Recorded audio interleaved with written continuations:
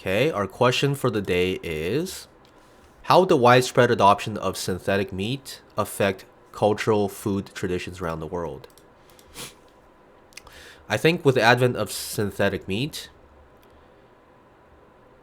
food tradition around the world would slowly, over time, adopt more meat into their dishes.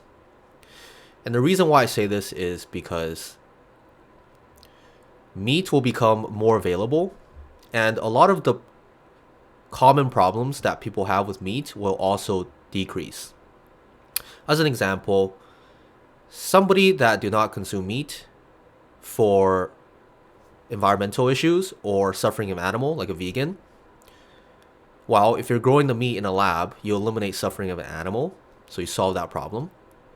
And in terms of carbon footprint, we're under the assumption here that growing the meat in a lab will be a much easier process than, raising the cattle. Let's say you're dealing with cows. You're raising the cattle, you're feeding the cattle.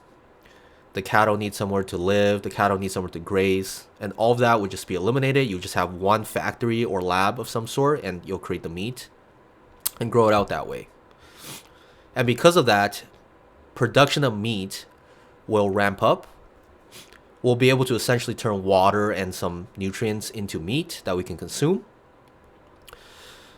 And slowly over time, less and less people will have problems with meat, the intrinsic problems. And because of the volume and the ability to produce more meat, a lot more cultures around the world will have the benefit of adding more and more synthetic meat dishes into their diet. Now, of course, this is all under the assumption that synthetic meat will taste as good as real meat.